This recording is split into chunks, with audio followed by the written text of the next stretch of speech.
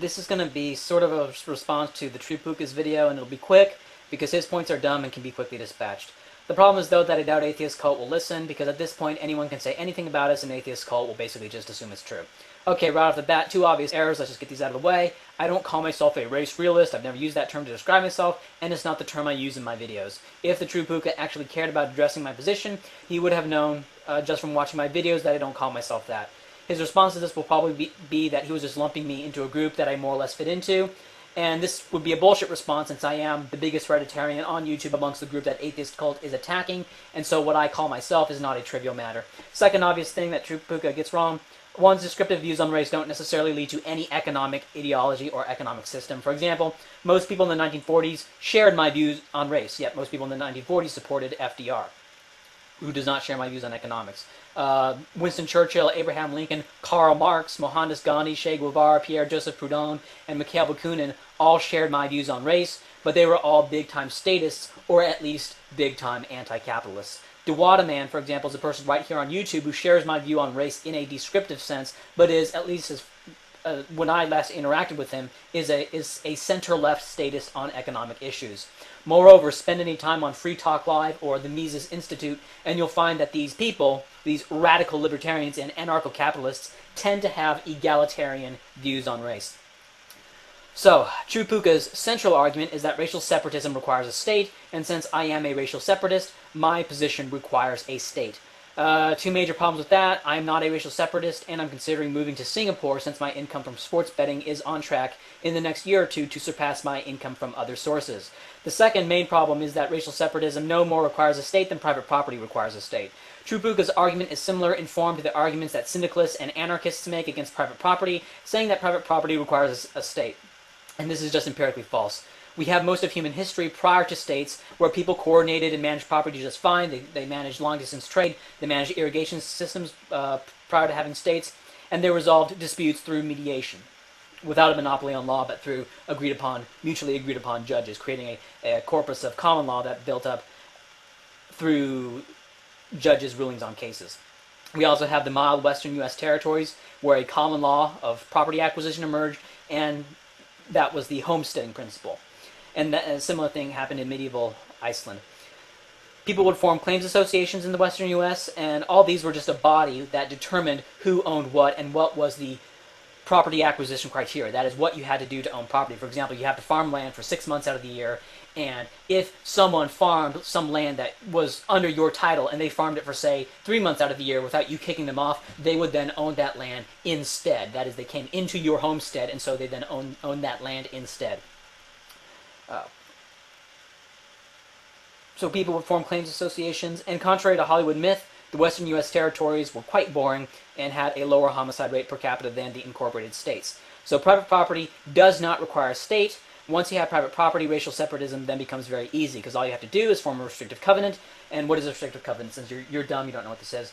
Restrictive covenant is where everyone in a contiguous area agrees not to sell their property to people because of an excluded race. People of an excluded race, I mean. And they only agree to sell to people on the condition that the covenant be perpetuated. For example, in a white-only restrictive covenant, the rules would be that you can only sell to white people. And those white people that you're selling to must also agree to sell only to white people when they sell their property. And so this creates a perpetuating white-only neighborhood, a formal racially homogeneous neighborhood, city, gated community, or whatever. So there you go. Racial separatism without a state, mystery solved, and this isn't even taking into account the informal racial separatism that exists today and would certainly be even more powerful in a stateless society. Pooka then claims that my position is that all racial mixing in the marketplace leads to conflict. This is a lie, and this is not my position, as Singapore alone proves this to be incorrect. I've said this in my previous video, yet instead of actually listening to what my position actually is, TruePooka instead chose to speak about it. Instead of learning about this topic, he chose to speak about it instead. My position is this: what causes conflict is different self-identified groups, self-defined groups, that be it religious, racial, linguistic, etc., whatever. When they are in the same democratic political unit, there will be voting wars and there will be conflict that comes from these voting wars. Welfare. Welfare is something that, in the absence of a state, it's something that you give to your kids, or you give to your neighbor that you knew for years, right? It is a very tight, it is a very intimate thing. Okay? With a welfare state, that everyone is forced into the same intimate economic bath, so to speak. And what happens, what all that happens is that Group A votes itself the resources of Group B. Now you have a bunch of idiot masochists, a bunch of rich white liberals who buck the trend. But generally, it's Group A voting themselves the resources of Group B. And so the group that earns less innately, because they are innately less intelligent, right? Because you have these races, evolution didn't stop at the neck, racial differentiation didn't stop at the neck, right? You have these innately different groups that earn less. So in democracy, what they're going to do is they're going to vote for, quote-unquote, the socialist parties out of a sense of racial and ethnic nationalism, out of getting goodies for their race, for their religious group, for their linguistic group, or whatever. So the group which earns less is going to vote themselves the resources of others. And this is the main source of the conflict. Pooka also claims that racial mixing does not lower IQ, and it doesn't lower IQ really. Okay, what it does is it mulattoes, for example, on average, have an IQ that is between that of whites and blacks on average. And this is a universal phenomenon. It's seen in every country where there are statistics on average mulatto IQ or average mixed race black-white IQ, right? Because it's genetic, so mixing breeds, races, populations, clans, or whatever will produce an intermediate result, right? There's no hybrid vigor. Okay, the best athletes are pure dark-skinned blacks, right? And mulattoes have intermediate IQs, and they have roughly intermediate athletic ability between whites and blacks. Okay, mixed races give mixed results, and this isn't a matter of debate. This is not hypothetical. This is what we actually see. This is stuff we actually see. Okay, now a problem with a lot of market anarchists. I used the term anarchist previously here. Market anarchists and are not... when I say anarchists, I mean traditional anarchists. Market anarchists are something different. You can look that up if you care. Well, the problem with market anarchists is that they entangle socialism with the state, and so they view anti-statism as being inherently anti-socialist. The TruePooka is making the same error in thinking that anti-statism must necessarily be anti-racialist, and since I, Fringe Elements, am not an anti-racialist, I must secretly support a state. Now, and that's the same error that market anarchists are making when they're saying a stateless society is inherently an anti-socialist society. Now, the origin of the state is religion, right? This is something that is very clear to anyone approaching the subject rationally. All early kings had their law codes justified by religion, and they were said to be demigod, or that the rule is justified by God, or the gods in some way. We know that the states require overwhelming ideological support. The mere existence of revolutions is evidence that the state cannot exist by sheer force, or just by force alone. That is, they require a degree, a modicum of ideological support by the general population. And I've been over this in more depth in other videos. I'm just going over this very quickly here. Now, the origin of racialism and the origin of socialism are pre-state. They come before states. Socialism comes from the tribe. Tribes that work together did better than tribes which did not, and tribes which typically were no bigger than 150 people. And so this evolutionarily explains why people have a predisposition to what is called socialism. The problem today involves people taking this prime unit of 150 people in which socialism was appropriate and projecting it onto millions of strangers from different groups that are in conflict with each other, that do not like each other, right? It's going from something that worked with groups of 150 and applying it to groups of 300 million.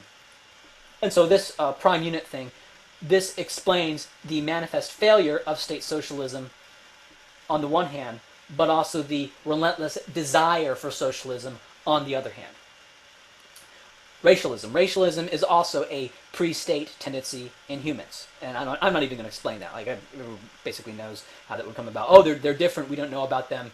We're going to stay away from them. Also, they're not similar to us just in terms of their mannerisms and the kinds of things that they're interested in. And this is genetic, right? Because races differ on average on genetics.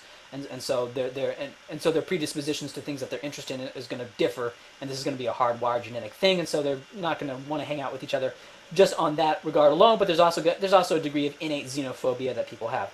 Right? And so that's how racialism is a pre-state tendency.